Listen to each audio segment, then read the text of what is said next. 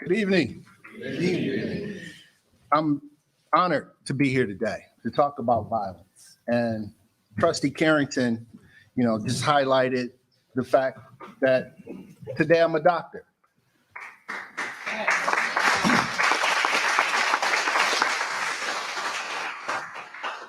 But 30 years ago, I was a delinquent youth running the city of Pontiac,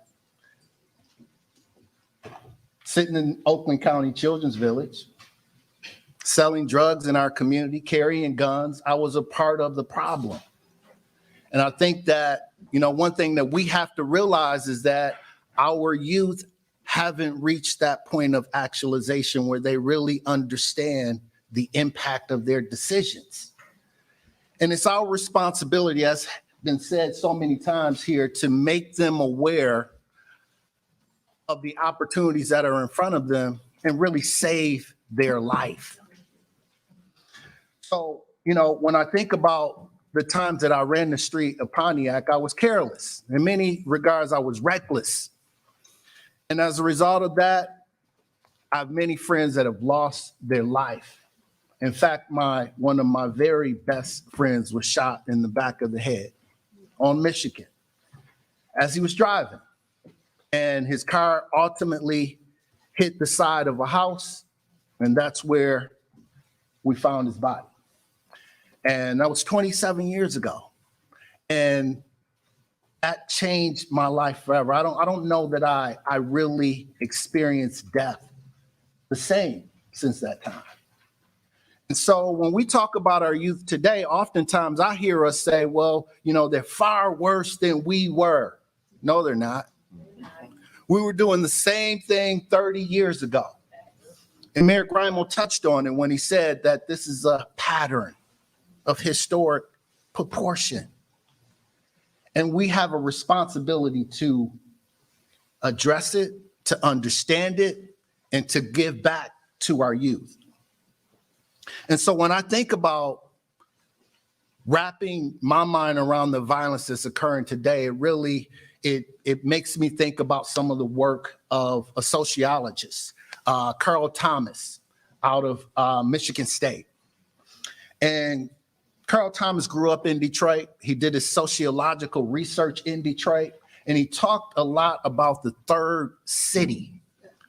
And for those of you who are not aware of the third city is as real as any third world country, but it's more. It's an intercourse of eco-structures that society would most commonly label the underground or underworld. And I think many of us could understand it contextualized that way. The reality is that the third world is an amalgamation of street and mainstream culture, which has a hybrid system of mixed values, ideas, and beliefs. And I think you heard that already. Sociological analysis revealed the host of a divergent intersection exists in the third city. These intersections are constructed from variables such as poverty, violence, crime, drugs, ignorance, and illicit enterprise.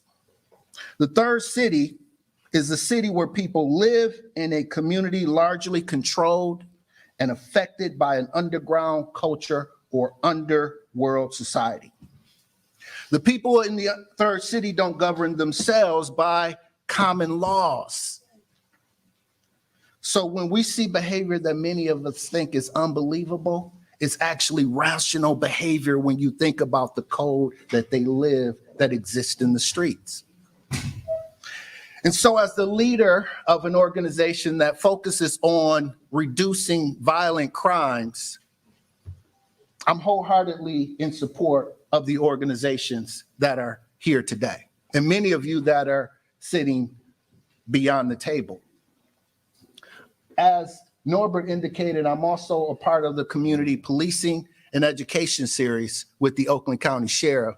And I believe that it is paramount that we begin to change the dynamic of how we interact with the police.